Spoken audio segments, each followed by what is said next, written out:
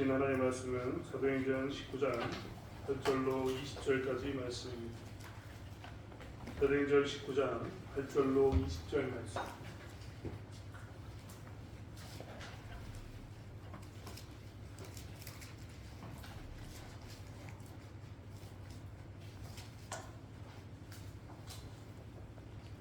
사도행전 19장 8절로 20절 말씀을 사셨습니다. 함께 교독하겠습니다. 제가 한 절 읽고 여러분 한 절 읽고 마지막 절은 같이 교독하겠습니다. 바울이 회당에 들어가 석 달 동안 담대히 하나님 나라에 관하여 강론하며 권면하되 마음이 순종하지 않고 우리 앞에서 이 도를 경험하는 바울이 그들을 떠나 제자들을 따라 세우고 그러한 모성에서 나만 문하라. 두 해 동안 이같이 하니 아시아에 사는 자는 유대인이나 헬라인이나 다 주의 말씀을 듣더라. 하나님이 바울의 손으로 놀라운 능력을 가게 하시니 심지어 사람들이 바울의 몸에서 손수건이나 앞치마를 가져다가 병든 사람에게 얹으면 그 병이 떠나고 악기도 나가더라. 이에 들어가며 마사는 어떤 그들이 시험 삼아 악기를 이스라엘에게 주의 이름을 불러말하되 내가 바울이 전파하는 예수를 대체하여 너희에게 명하노라 하더라. 유대의 한 제사장 스게와의 7 아들도 이 일을 행하더니 악기가 대답하여 이르되 내가 예수가 알고 바울이라 하거니와 너희는 누구냐 하며 악기 들린 사람이 그들에게 뛰어올라 눌러 이기니 그들이 상하여 벗은 몸으로 그 집에서 도망하는지라. 에베소에 사는 유대인과 헬라인들이 다 이 일을 알고 두려워하며 주 예수의 이름을 높이고 믿은 사람들이 많이 와서 자복하여 행한 일을 알리며 또한 세계하던 많은 사람이 그 책을 모아 가지고 와서 모든 사람 앞에서 제사하니 그 책값을 계산한즉 은근 10,000원이라 하더라. 함께 읽겠습니다. 이와 같이 주의 말씀이 힘이 있어 응하여 세력을 부르니라. 아멘. 한 주간 편하셨습니까? 교회 여러 가지 상황들이 바뀌고 환경들이 바뀌고 있는 가운데 수고하고 있으시는 모든 분들께 감사를 드립니다. 어제도 이제 주일을 예배하는 날 목사님과 우리 장로님들 나오셔가지고 주일 정리도 하시고 청소도 하시고 하시는 모습 가운데 목사님 제가 참 부끄럽구나라는 생각을 많이 했습니다. 주일을 예배하면서 그저 급하게 주일에 어떻게 설교를 할까까지만 살펴보는 제 짧은 시선이 너무나 부끄럽더라고요. 또 광대상에 와가지고 제가 쭉 둘러봤는데 또 여러 가지 교회 안에 화분으로 여러 꽃꽂이를 또 숙이신 분들이 계셔가지고 내 눈에는 저 정도면 충분하다고 생각했는데 그분들의 눈에는 그것도 보여서 이렇게 또 이곳저곳을 살피면서 숨겨주는 모습들이 참 감사하고 또 제 자신이 참 부끄럽구나라는 생각을 갖게 되었습니다. 오늘 저희는 이제 주의 말씀 앞에 서 있는데요. 말씀을 들으면서 하나님께 집중하면서 나가는 또 저와 여러분이 되었으면 좋겠습니다.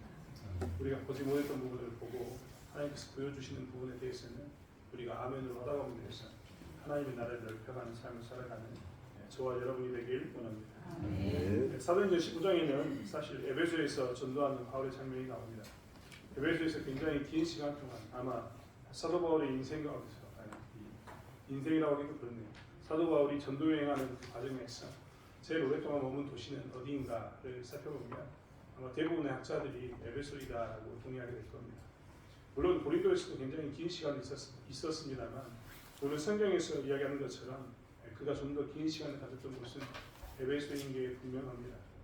에베소에서 그는 긴 시간 동안 복음을 전하고 나누었는데 그 이야기가 사도행전 19장에 나와 있습니다. 아마 우리는 오늘 사도행전 19장을 통해서 첫 번째 단락이었던 에베소의 시대정신이 무엇이었는가, 도시정신이 무엇이었는가, 어떻게 복음이 그것을 이겼는가에 대한 첫 번째 것을 보게 될 겁니다. 그리고 다음 시간에는 그 두 번째 것을 제가 살펴보려고 합니다. 우리는 이렇게 성경을 보면서 늘 생각하고 있어야 됩니다. 우리가 지금 어디에 무엇을 보고 있는가를 생각하면서 하나님 뜻이 무엇인가를 늘 살피는 삶을 살아야 되는데 그러한 부분에도 우리 눈이 넓어져서 하나님의 말씀을 잘 알아듣는 저와 여러분이 되었으면 좋겠습니다. 우리는 신앙생활하면서 늘 고민하게 됩니다. 좀 전에 말씀드렸던 것처럼 교회에 들어와서 보지 못했던 것을 보게 되고 말씀을 들으면서 알지 못했던 것을 깨닫게 되기 때문에 우리의 고민은 교회 오면서 더 깊어질 때가 많습니다. 교회 왔는데 왜 자유하지 않고 고민이 더 깊어지냐고요? 당연한 건 아니겠습니까? 그전에는 문제가 아니라고 생각했는데 이제 하나님 믿고 나니까 그게 문제였습니다. 그전에는 남들 다 그렇게 사니까 나도 그렇게 사는 것에 대해서 괜찮다라고 생각했는데 하나님 말씀을 딱 펴놓고 보니까 남들 다 같이 그렇게 사는 것이 안 괜찮습니다. 그러니까 문제가 생기는 거죠. 여러분 곰곰이 생각해 볼까요? 교회는 세상과 구분돼야 됩니까? 아니면 세상과 하나가 돼야 됩니까? 사람들은 이런 질문을 정말 많이 받습니다. 교회는 세상과 구분돼야 되느냐 아니면 세상과 하나 돼야 되느냐. 사실 우리는 이런 문제를 들을 때마다 머릿속에 꼭 생각하면서 정리해 둬야 됩니다. 우리는 세상에서 살아가고 있지만 교회에 나오는 이유에 대해서 우리 분명히 기억하고 또 구분하고 살아야 되는데 세상에서 우리가 교회를 나올 때 어떤 마음으로 가지고 나왔는가 이것만 생각해 봐도 내 생각이 명확히 드는 것을 알 수 있습니다. 여러분 세상에서 지금 소위 말하면 지금 한참 일을 하면서 교회 밖에 있다가 교회로 나오면서 어떤 마음을 가지고 나오셨습니까? 아마 교회 나오시면서 세상에서 마치 장날 장에 가는 것처럼 오신 분이 아무도 안 계실 줄 믿습니다. 오늘 교회 나면서 마치 병원 가는 것처럼 나오신 분이 아무도 없었을 겁니다. 교회 나오시면서는 어떤 마음으로 왔는가? 교회 나가면 장날 장에 가서 뭘 새로운 것을 보는 것보다 혹은 병원에 가서 내 질병을 치료하는 것보다 혹은 학생들이 있는 학교에 가서 공부를 배우는 것보다 뭔가 특별한 것이 교회에 있겠다라고 생각하면서 분명히 교회에 나오셨을 겁니다. 무엇이 좀 더 특별하다고 생각하셨습니까? 무엇이 좀 더 교회에 필요하다고 생각하십니까? 나는 교회에서 뭘 좀 더 배우고 싶습니까? 사실 저희가 에스겔서를 계속해서 새벽마다 보고 있는데요. 에스겔서가 말하는 것은 딱 하나입니다. 교회 안에 거룩함을 채워라. 이 이야기하고 있거든요. 이 이야기는 에스겔만 이야기한 게 아니었습니다. 사실 레위, 소위 모세를 통해 하나님이 말씀 주셨을 때도 거룩함을 채워라라고 이야기했고 저 뒤에 신약성경의 베드로 전서에도 분명히 교회에게 거룩함을 채워라 이런 말씀을 했다는 것을 우리가 계속해서 지금 설교 시간을 계속 듣고 있습니다. 곰곰이 생각해보면 우리는 교회 가면서 뭘 찾고 있냐면 오늘 교회 가면 목사님이 어떤 처세술을 이야기해 줄까? 이럴 때는 이렇게 살아, 저럴 때는 저렇게 살아. 이렇게 하면 진급이 빨라집니다. 이렇게 하면 성적이 좋아집니다. 이렇게 하면 복을 받습니다. 이런 말 들으려고 교회 온 사람이 별로 없습니다. 물론 교회에 다니다 보면 그런 말도 하겠지만 그런 말을 내 주된 관심사로 삼으면서 오늘 내가 가가지고 성적 5점을 올리는 평균 1등급을 올리는 그런 이야기를 들어야지 오고 생각하면서 교회 온 사람은 여기 아무도 없습니다. 오늘 내가 교회 가면은 목사님 설교를 들으면 한 100만 원은 더 벌겠지. 이런 것을 생각하는 사람도 아무도 없습니다. 교회 오면서 여러분 바라봤던 게 뭡니까? 오늘 설교 드리려고 합니다. 그 말을 이야기하면 교회에서는 세상이 원하는 것을 바라보는 게 아니라 교회 가면 교회가 채워주는 게 있어요. 교회 가면 병원에 가고 시장 가면 학교 가면 채워주지 못하는 무엇인가 있다는 것을 우리 스스로도 알고 있는 겁니다. 교회 오면 사실 우리도 모르는 사이에 하나님의 말씀을 들으면서 우리는 뭘 찾고 있냐면 거룩함을 찾습니다. 거룩함. 세상과 다른 방식으로 사는 방식이 뭔가? 내가 이 땅에 살아가면서 세상 사람들처럼 다 살지 않고 그냥 하나님께서 원하는 뭔가 특별한 방법으로 내가 살기 원한다. 이 길을 가면 내가 이 교회에 가면 뭔가 특별한 것을 얻고 세상에서 그렇게 전전긍긍을 사는 게 아니라 힘들고 어렵지 않은 내가 이해될 수 있는 뭔가를 알게 될 거다 라고 이야기하면서 교회에 나오는 겁니다. 다른 말로 여러 가지를 표현했습니다. 하나님을 닮는 것, 거룩한 것, 세상을 닮아가는 게 아니라 하나님이 주신 말씀을 기억하면서 하나님을 닮아가는 것을 우리는 바라면서 이 땅에 오는 겁니다. 거룩함을 기억하면서 교회에 나오는 거죠. 그래서 여러분 제가 목사님 저를 욕할 때 여러분이 뭘 제일 욕합니까? 목사가 거룩하지 못하면 욕하지 않습니까? 교회 와가지고 옆에 있는 성도들한테 언제 실족합니까? 그 사람이 밥 먹으러 갈 때 자기 버려도 혼자 가서 실족합니까? 그런 게 아니지 않습니까? 뭐 때문에 실족한 거예요? 그 사람이 교회 왔는데 교회 왔더니 그 사람이 위해서 세상 사람들보다 더 찰진, 더 거친 삐 하는 소리가 나오면 그때 어떻게 합니까? 뭔 놈의 교회가 있다고냐? 라고 이야기하면서 실족하는 거 아닙니까? 교회 오면 연약한 사람을 더 지켜주고 새로운 사람을 더 챙겨줄 것처럼 보이는데 나 교회 왔는데 아무도 관심을 안 가져줘요. 세상 사람들도 나를 관심을 안 갖는데 교회에서도 나를 관심을 안 가져. 이러면 그때 우리는 뭘 합니까? 분노합니다. 그리고 교회가 뭐 이런 모양이냐? 라고 이야기합니다. 거룩함이 사라지거나 하나님의 말씀대로 살지 않으면 우리는 그때 뭘 이야기하냐면 교회가 무슨 이런 곳이냐라고 이야기하는 겁니다. 즉 이것만 살펴봐도 우리가 교회를 왜 나온지를 알 수 있습니다.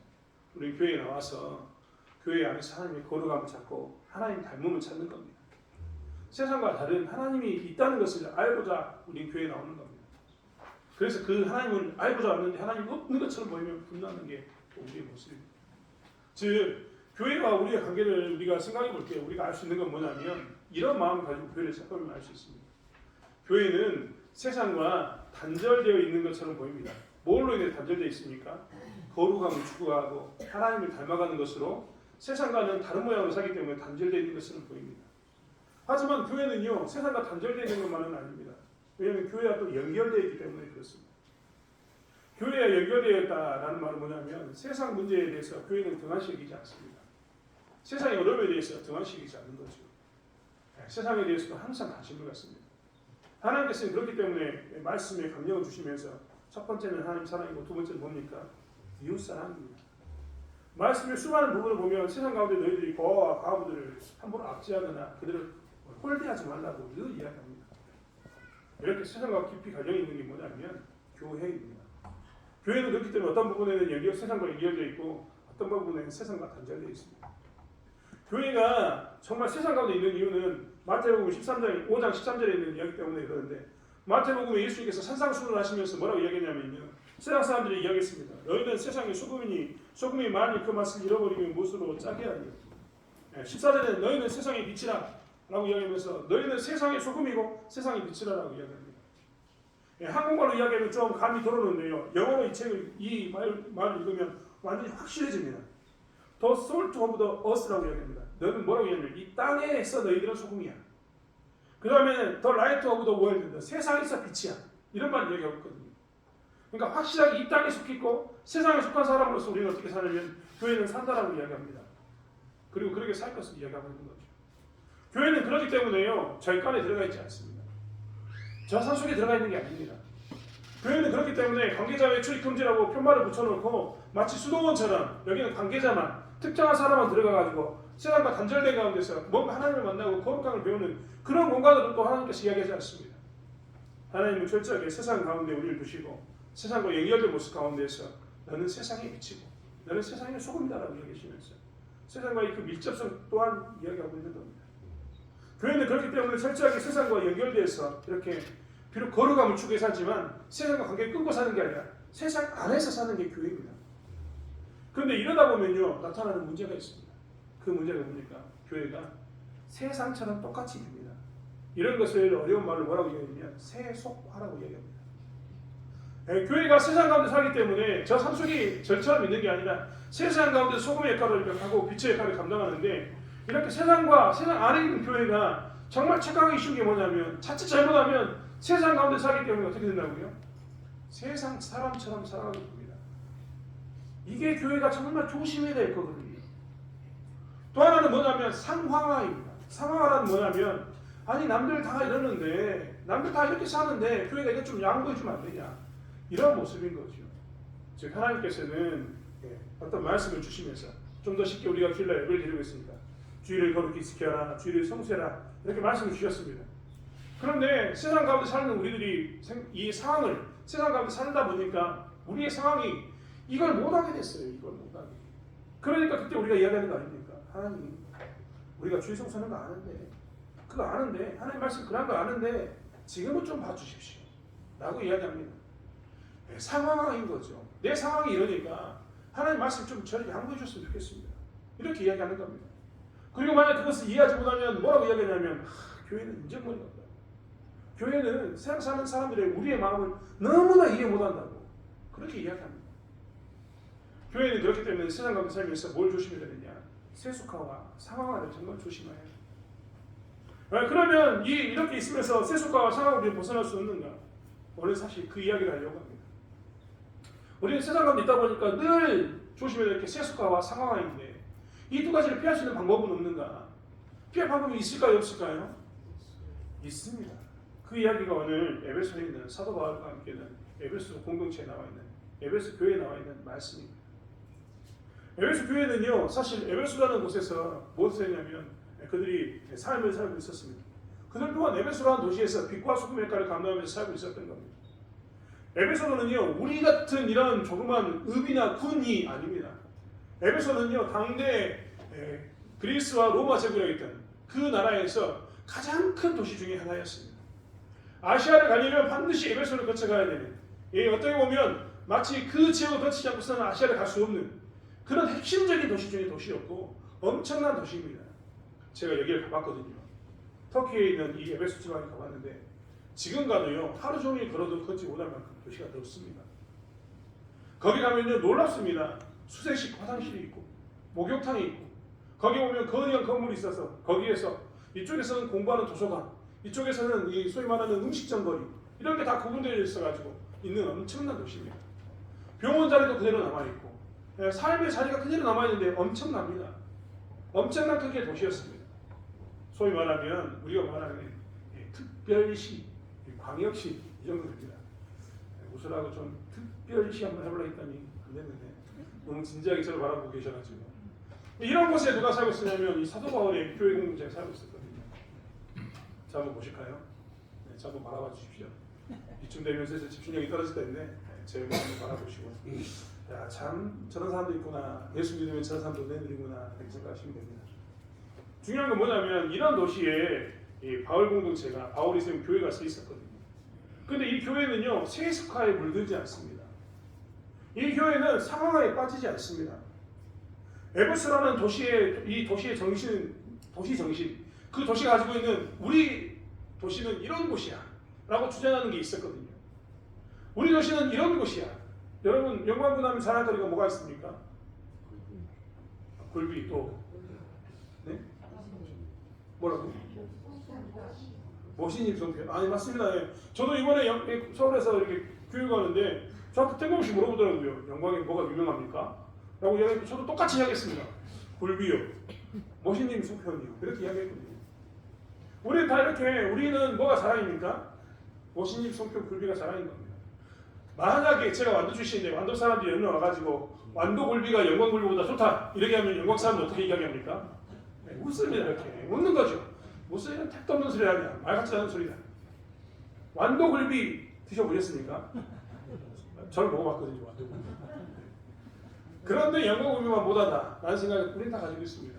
모신잎 송편 제가 예전에 이렇게 목사님들과 함께 시찰 모임이 있어가지고 먼 길을 갔었는데 거기 갔는데 그 동네에 전라북도였는데 그 동네에 딱 붙어있길래 모신잎 송편 붙어있는 겁니다.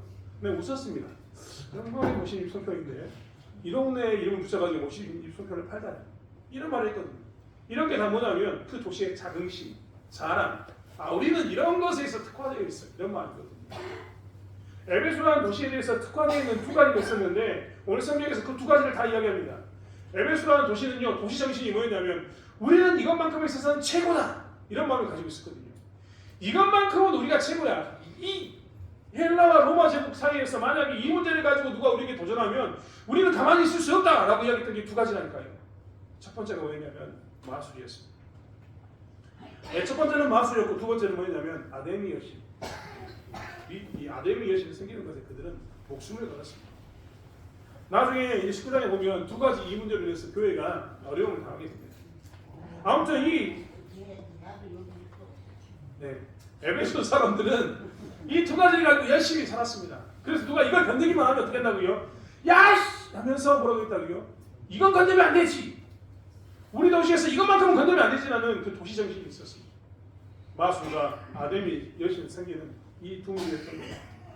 우리는 이 소식 오늘 성경에 나와 보면 마술이라고 이야기했는데 이게 마술은요 오늘날 이야기하는 마술이 절대 아닙니다.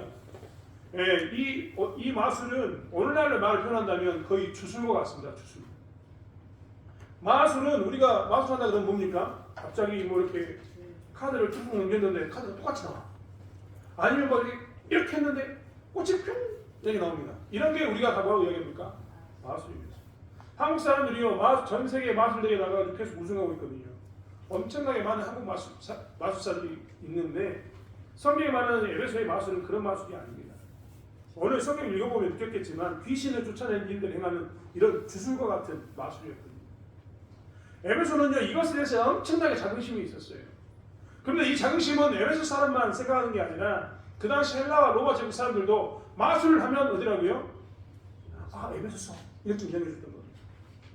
이 마술에 관한 책들이 엄청나게 그 당시에 많이 기록되어 있는데 그 책, 이렇게 마술에 관한 책을 분류할 때 사람들이 마술에 관한 책 이렇게 분류하는 게 아니라 뭐라고 이야기했냐면 에베시아 그라미타. 이 말은 뭐냐면 에베소에 있는 문법, 분류법 이렇게 이야기한 거예요. 그러니까 마술서는 다 사람들이 그 당시 뭐라고 불렀다고요? 에베소의 글 이렇게 표현한 겁니다.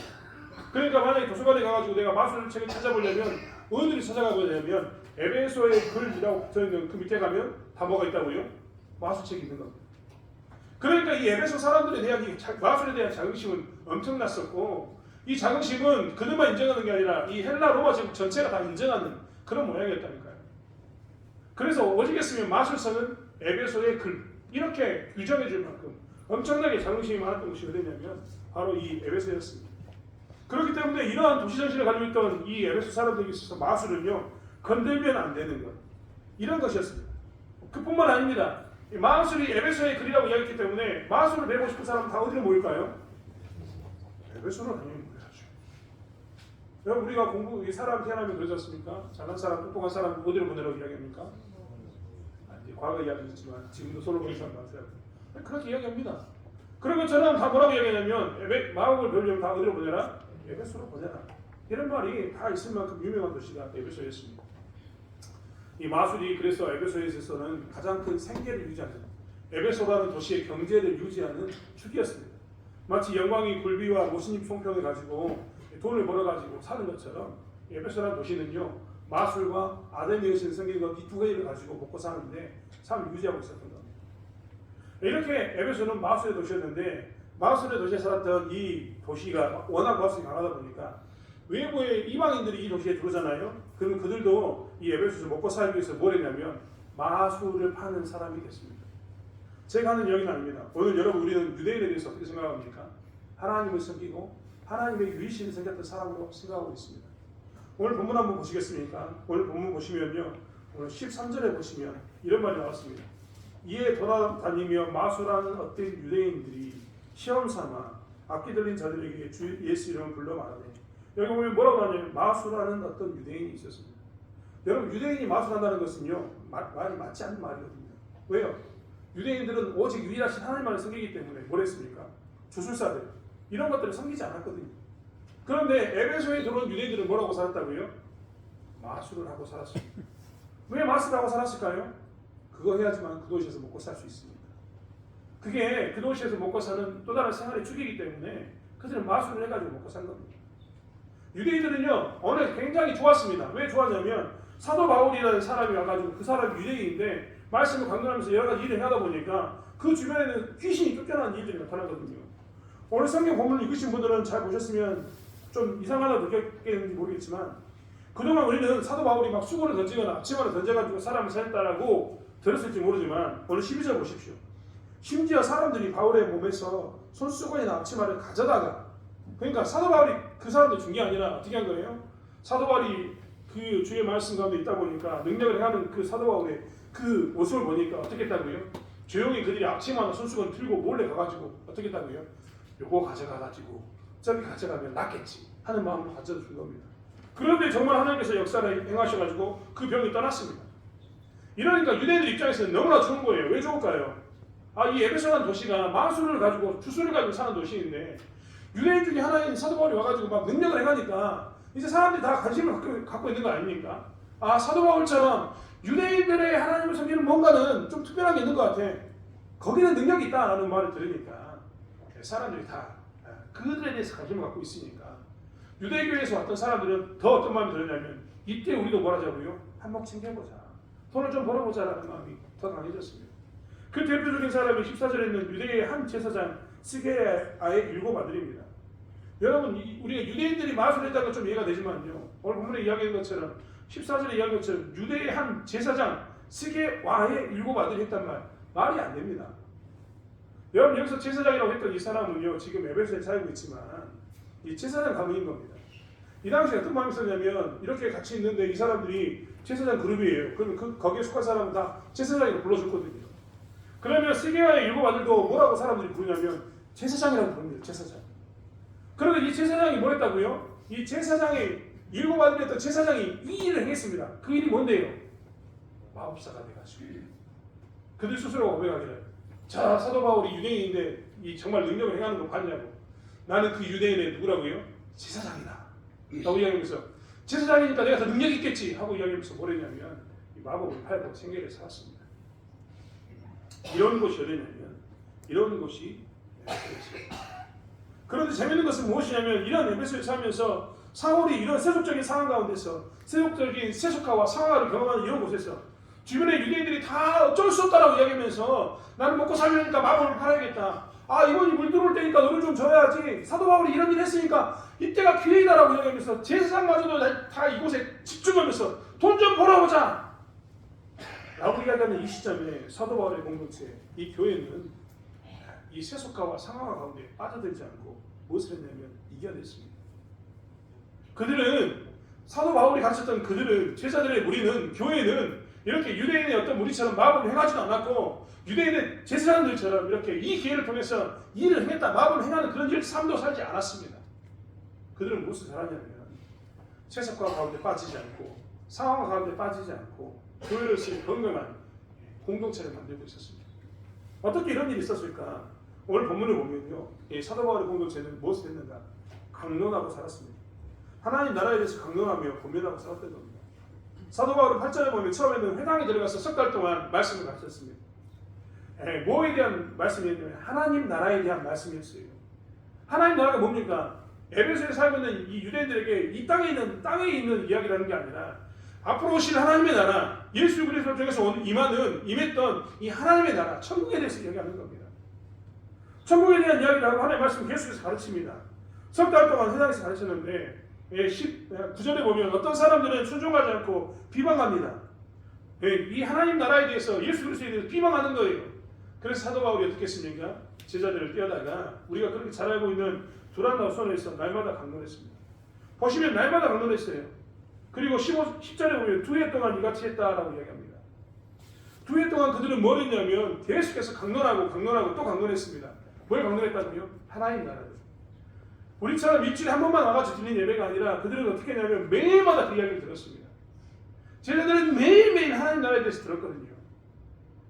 에베소라는 도시에서 그들은 비록 살고 있었지만 매일매일 시간을 할애해서 뭘 듣고 있었다고요? 하나님 나라, 하나님 나라를 듣고 있었거든요. 말씀을 통해서 하나님 나라에 대해서 2년 동안 들었습니다. 이 사도 바울은요 이때 뭘 했냐면 이 제자들만 이것을 들어라라고 이야기한 게 아니라 모든 사람들이 오픈된 모습 가운데 이 강론을 했습니다. 그래서 10절에 보면 아시아에 사는 유대인들이 헬라인들이 다 주의 말씀을 듣다고 이야기합니다. 여러분 그냥 넘어갈 말이 아니에요. 계시록에 보면 아시아에 7교회가 나옵니다. 아시아에는 7교회가 존재하고 있었는데 더 많은 교회가 아시아 지역에 존재하고 있었는데 그 중심된 도시가 에베소입니다. 에베소를 중심으로 이렇게 7교회가 존재하고 있는 거예요. 왜 이렇게 아시아에 있는 교회들이 존재할 수 있었을까요? 이때 사도 바울이 뭘 했냐면 이때 이 두란노선에서 강의를 했습니다. 강론을 했습니다. 그러니까 아시아에 있었던 이 7지역에 있었던 이 사람들이 이 사도 바울이 강론한 이 지역에 와서 뭘 했다고요? 이 강론을 들었어요. 그들은 시간이 있을 때마다 뭘 들었습니까? 하나님 나라에 대한 강론을 들었습니다. 복음에 대한 강론을 계속해서 들었던 겁니다. 그리고 그들은 흩어져가지고 자기 동네 가가지고 뭐 했냐면 아시아 7교회를 지었습니다. 이들은 뭘 했냐면 에베소에서 그들이 세속화되는 것도 아니고 상황에 빠지는 것도 아니고 오히려 그들이 에베소 가운데에서 마술을 물리치고 오늘 본문의 마지막에 읽었던 것처럼 이와 같이 주의 말씀이 힘이 있어 흥하여 세력을 얻었다라고 얘기하는 것처럼 말씀을 강론하고 하나님 나라에 들었던 그것 때문에 2년 동안 했던 2년 이상을 했던 그것 때문에 뭘 했냐면 에베소 가운데 세속화된 게 아니라 에베소를 변화시켰습니다. 에베소에 있는 수많은 마술을 했던 사람들이 뭘 했습니까? 그들 스스로가 에베소의 글이라고 했던 마술책을 불태워버렸습니다. 수많은 사람들이 나와서 뭐라고 이야기했습니까? 자복하면서 행한 일을 알렸습니다. 그 말은 뭡니까? 우리가 마술을 그동안 행하면서 살면서 예수 이름을 팔았는데 예수 이름으로 마술을 행하고 살았는데 이것이 잘못됐습니다라는 것을 그들이 알게 되었습니다. 세속화된 게 아니라 상황에 빠진 게 아니라 오히려 세속화 가운데 있던 사람들이 상황 가운데 있었던 사람들이 뭐라고 이야기합니까? 우리가 세속화 가운데 있었는데 잘못했습니다. 우리가 먹고 살려고 예수 이름 팔았는데 이게 잘못된 거였습니다. 우리가 먹고 살려고 어쩔 수 없다라고 이야기하면서 내가 예수 이름을 가지고 마음을 행하며 살았는데 이게 잘못됐습니다. 우리가 이제 알았습니다라고 와서 그들이 뭘 했다고요? 교회에 나와서 자복하면서 교회 공동체를 들어오게 된 겁니다. 교회가 지금 무엇을 경험하고 있냐면 말씀을 강론하는 이것을 통해서 교회가 무엇을 경험하고 있냐면 하나님 나라를 강론했던 이것을 통해서 뭘 경험하고 있냐면 세속화되지 않고 거룩해져 가는 공동체, 오히려 세상이 이 교회를 바라보면서 교회 안으로 들어가지고 내가 했던 세속화되던 내 삶을 회개합니다. 상황의 가운데 빠져있던 내 삶을 회개합니다라고 이야기하는 이 기적을 경험하고 있는 겁니다. 이 세력을 얻는 교회가 되는 겁니다. 에베소만 세력을 얻는 게 아니라 모두 세력을 얻었다고요. 아시아에 있는 7교회를 대표하는 이런 모든 지역이, 아시아 지역이 뭘 경험하고 있냐면 세상 가운데서 물든 게 아니라 세상을 이기는 교회의 능력을 경험하고 있는 겁니다. 사실 오늘날 우리가 바라는 것도 이것 아닙니까? 교회에 나와서 우리가 교회에서 거룩함을 배우고 교회가 뭔가 특별한 것이 있겠지라고 생각하면서 나와서 세상과 다른 뭔가를 기대하면서 교회에 나왔던 우리가 바라는 것도 바로 여기 있지 않습니까? 여러분, 우리는요, 그렇다면 이 교회가 이 땅에 존재하면서 세속화되지 않도록 무엇을 입어야 되냐면 이 하나님 나라에 대한 강론을 지속적으로 나누고 살아야 돼요. 하나님 나라에 대해서 지속적으로 고백하고 하나님 나라가 무엇인가에 대해서 지속적으로 관심을 두고 하나님 나라가 무엇인가, 왜 도대체 하나님 나라를 이야기하는가, 예수님이 오시고 난 이후에 하나님 나라는 임했는가 임하지 않았는가, 예수님이 오신 것과 하나님 나라는 어떤 관계인가 고민할 뿐만 아니라 어떻게 우리는 하나님 나라에 들어갈 것인가, 이걸 고민하면서 그것을 배우는 시간으로 뭘 가졌냐면 이 교회 안에서 우리의 삶을, 시선을 집중해야 된다는 겁니다. 우리가 교회 안에서 뭔가 특별한 것을 원했다면, 거룩을 원했다면 우리가 더 집중해야 할 게 뭐냐면 예수 그리스도를 통해서 오신 하나님 나라는 무엇인가, 예수님이 왜 왔는가에 대한 집중을 하면서 우리는 하나님 나라에 대해서 관심을 두고 계속해서 배워야 되는 겁니다. 그랬을 때 교회 가운데서 이 하나님 나라에 대한 이야기가 더 많아졌을 때 우리는 세속화되지 않고 상하화되지 않고 우리는 무엇을 하는가? 세상을 이기는 삶을 살게 된다는 겁니다. 오늘날 많은 사람들이 오늘 본문을 보면서 이야기합니다. 아, 목사님 그렇긴 하지만요, 오늘 본문 보십시오. 거기 보면 귀신이 쫓겨나는 놀라운 역사가 나타나지 않습니까? 이런 일이 나타나면 교회가 황되는 거 아닙니까? 라고 이야기합니다. 하지만 착각해서는 절대 안 되죠. 뭘 착각하면 안 됩니까? 오늘 본문에 보면 이 사도 바울이 뭐에 집중했습니까? 하나님 나라를 강론하는 데 집중했습니다. 하나님 나라에 대해서 강론하고 말씀에 대해서 강론하다 보니까 부수적으로 뭐가 나타났습니까? 성령의 열매가 나타난 거죠.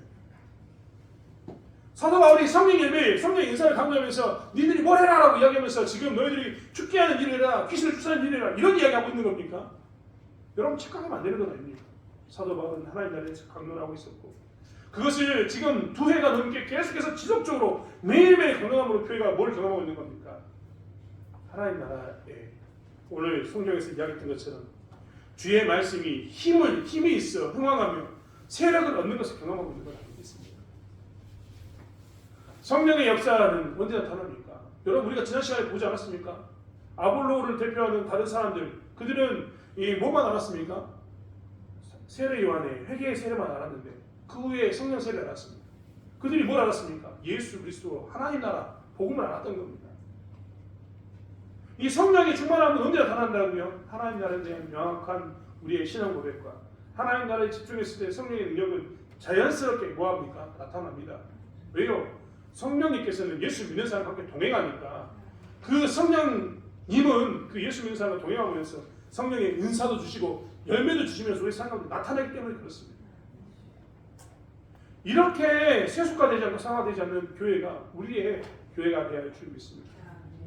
우리는 오늘날 살아가면서 그렇기 때문에 교회 나와서 자꾸 귀찮다, 또 저런 이야기한다 라고 이야기하지 마시고 세상의 복도 중요하겠지만 그런 세상의 복을 받는 것보다 더 앞서 무엇을 이야기하냐면 하나님 나라에 집중하고 예수 복음에 집중해야 될 줄 믿습니다.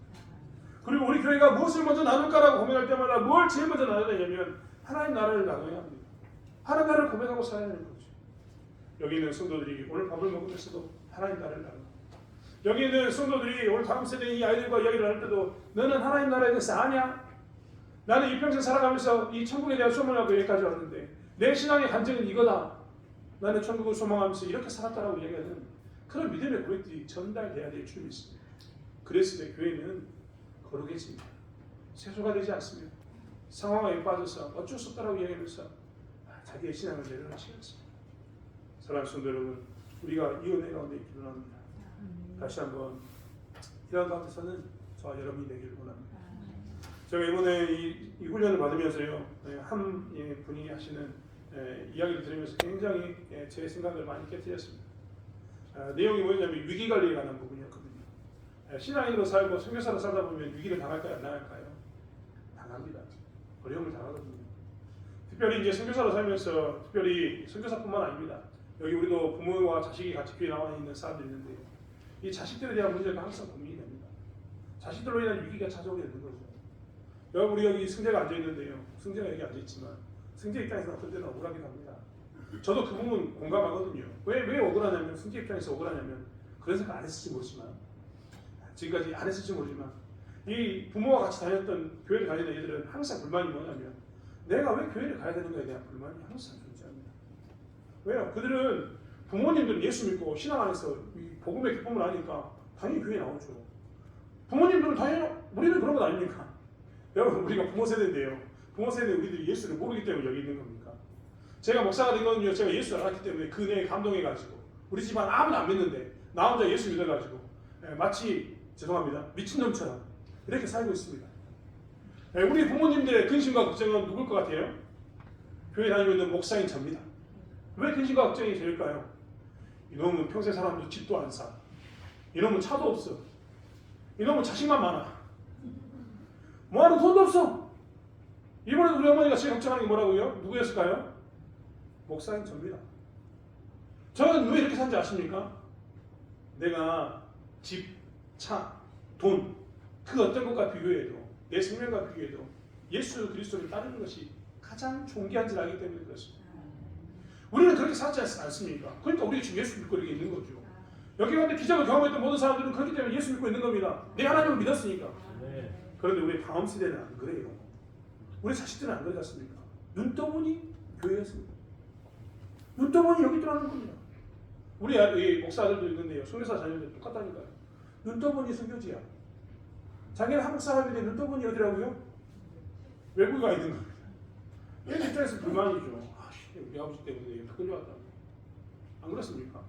저도 아이들이 4명 있지만 우리 애들이 하는 말 아마 그럴 거예요. 우리 승재도 아마 나중에 그런 말 할지 모르겠어요. 잘 들어야 돼요. 승재가 먼저 잘 들어야 돼요. 아니 우리 아버지 따라가지고 교회 저기 시골에 있는 교회 간다. 내 친구들이 있는 교회 가고 싶은데 나는 왜 저기로 가야 되는가? 나는 다 누리고 살아야 되는데 왜 여기로 가야 되는가? 아마 우리 아들도 그런 말 했을지 모릅니다. 아빠는 왜 시골로 갔는가? 도시로 좀 가지. 좀 번화로 가면 번화로 좋은 데가 살 텐데 왜 우리 아버지는 굳이 저 어려운 자리를 골라서 가는가? 이해되지 않는 게 아마 자식들의 모습일 겁니다. 선교사의 자녀들도 다 그렇습니다. 그런데 유기관리를 감당했던 이 선교사님이요 와가지고 과학에 계시면서 제 머리를 팍 하고 깨트린 게 있는데 그럼 성경이 과연 그럴까? 한번 찾아보자는 거예요. 그러면서 그분이 여러 가지 말씀하셨는데 그 중에 대표적인 게 과거에 살았던 이스라엘 백성들에 대한 이야기였습니다. 하나님은 이스라엘 나라를 출애굽시켜가지고 가나안 땅에 이스라엘을 정착하시고 하나님 나라를 세웠는데 그 나라를 누구를 통해 세웠을까요? 하나님은 부모의 세대를 통해 가지고 가나안 땅에 하나님 나라를 세운 게 아니라 자식의 세대를 통해 가지고 가나안 땅에 하나님 나라를 세웠습니다. 그 말을 곰곰이 다시 생각해 보면요, 하나님은 자식의 나라를 통해서 이 가나안 땅에 하나님 나라를 세울 것을 이미 알고 계셨습니다. 이 자식들이 필요했던 거예요. 이 자식들이. 이 다음 세대가 필요했던 겁니다. 이 다음 세대를 통해서 뭐라고 이루어냈습니까? 하나님 나라를 세우려고 작정하고 계셨던 거예요. 그래서 누굴 썼냐면 누굴 썼다고요? 부모 세대를 썼죠. 생각해 보십시오. 이 애들만 방에다 갖다 놓으면 얘들이 살겠습니까? 죽지요. 그래서 하나님께서는 부모 세대를 불러다가 자식을 관리하게 하시고 40년 지나고 난 이후에는 부모는 정리하시고 자식들로 하나님 나라를 세웠습니다. 그 말을 들으면서 제가 굉장히 충격을 먹었다니까요. 곰곰이 생각하면 그런 겁니다. 여러분 선교사 자녀가 선교지에 있으면 다들 불평불만하다니까요. 한국 가고 싶다고. 그런데 하나님께서는요, 말씀 곰곰이 살펴보면 뭘 이야기하냐면 부모를 통해서 누구 쓴다고요? 자식을 쓰면. 여기 우리 승재가 앉아있고 우리 다음 세대 앉아있는데요. 여러분 착각하면 안 되는 게 있어요. 부모님 따라 여기 앉았다고 생각하는 사람들은요, 억울할 거 하나도 없습니다. 하나님께서 뭘 한다고요? 나를 쓰기 위해서 부모를 통해서 여기 불렀기 때문에 그렇습니다. 나를 쓰기 위해서, 다음 세대를 위해서 나를 쓰기 위해서 하나님께서는 부모인 우리와 함께 교회의 신앙생활을 하게 하시고 이 공동체에서 훈련받게 하는 겁니다. 마치 유대인들의 하나님 나라를 세울 때 하나님께서 부모를 불러다가 그 부모와 함께 자식을 훈련시켰던 것처럼 자식들을 통해서 세울 게 분명한데 그 부모를 자식들의 보호자로 두었던 것처럼 그렇게 산다는 겁니다. 어린 시절에 교회 어느 순간 끌려갔다라고 생각하는 모든 분들은 하는 이야기는 하나님 뜻이 과연 그런가 생각해 보면 부모를 자식을 위해 썼지 부모를 위해서 자식을 쓴 건 절대 아닙니다. 그러니까 자식을 준비하기 위해서 부모를 쓴 거지, 부모 때문에 자식이 끌려와가지고 고통당하거나 괴로운 게 절대 아니라는 거예요. 왜요? 하나님께서는 이미 그것을 다 알고 계시고 그것을 준비했기 때문에 그렇습니다. 말씀을 들여다보면 그렇다는 겁니다. 우리 여기 하진이나 에스더가 있고 또 우리 아들들도 존재하고 있고 다음 세대가 존재하고 있지만 하나님 뜻은 항상 이렇게 곰곰이 살펴보면 그렇게 의미가 있고 하나님의 계획이 있는데 우리가 자꾸 말씀을 보지 않고 말씀을 묵상하지 않다 보니까 뭘 어찌게 되는 겁니까? 세속화되고 상황화돼서 아이 고생한다 고생한다 네가 뭔 죄냐 이런 말만 우리가 빠져서 살게 된답니다. 하지만 말씀 안에서 우리가 이 다음 세대를 바라보고 말씀의 뜻 가운데서 우리의 세대를 보게 되고 말씀의 뜻 가운데서 우리가 이것을 바라보게 되면 우리는 그때 뭘 이야기할 수 있는 겁니까? 네가 쓰임받기 위해서 네 부모가 고생하고 있다. 너를 위해서 네 부모가 이렇게 하나님께서 부르신 자리에서 쓰이고 있다라는 고백을 할 수밖에 없는 겁니다. 사실 우리가 하나님의 말씀에 집중하지 않기 때문에 우리는 세속화되거나 상하가 됩니다. 우리 다음서도 마찬가지입니다. 하나님의 말씀에 집중하면 그 아이들은요 세속화되거나 상하가 되지 않습니다. 제가 이번에 순교 훈련을 받으면서 만났던 수많은 청년 젊은 친구들이 했던 고백은 다 동일합니다. 어렸을 때 묵대신앙하면서 원망했던 그들이 선교사가 되기로 작정했습니다. 작심했습니다. 이유는 무엇 때문이냐면 하나님 나라의 복음을 알았기 때문입니다. 그들을 준비했던 하나님 계획을 알았기 때문에 그들이 뭘 고백하냐면 나는 부모 때문에 교회에 끌려다니는 삶을 살았다고 합니다. 내 부모의 이런 마음 때문에 나는 삐뚤어졌다. 이런 고백을 뛰어넘어서 내 이제 눈이 열렸어. 바라보니 하나님에 대한 나의 뜻이 거기에 있었다라고 고백하면서 수많은 청년들이 고백하면서 하나님 앞에 헌신하는 모습을 봤습니다. 사랑하는 성도 여러분, 우리 또 다시 한번 깨어있기 원합니다. 그리고 하나님 말씀이 무엇인가를 하나님 말씀이 무엇이라 이야기하는 것을 상고하고 하나님 말씀을 하나님 나라에 대한 강론을 계속해서 나눔으로 해서 우리가 상황이나 세속화에 빠지는 것이 아니라 나에 대한 하나님 뜻을 발견해내고 하나님 뜻이 일어나가는 저와 여러분이 되기를 바랍니다. 내 상황이 아니라 내 환경이 아니라 하나님 말씀 때문에 내가 순종하는 삶을 살고 있어 세상을 이기는 에베소를 변화시키는 이러한 삶을 살아가는 저와 여러분이 되길 원합니다.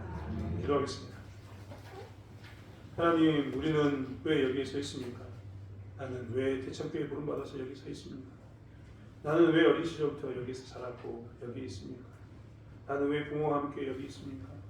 나는 왜 여기 존재하고 있는지 우리가 질문을 던지면서 나의 삶을 너무나 모르는 하나님을 원망하거나 오나 나의 삶에 대해서 자꾸만 하나님이 없다고 주장했던 부분이 있다면 다시 한번 생각하게 도와주시고 하나님 나라에 집중하게 도와주시며 이 교회가 거룩해져가는 세속화되지 않는 성화되지 않는 교회가 되기 위해서 우리 스스로부터 먼저 하나님 나라를 부르신 목적대로 사는 삶을 살 수 있도록 저를 붙잡아 주실 줄 믿습니다.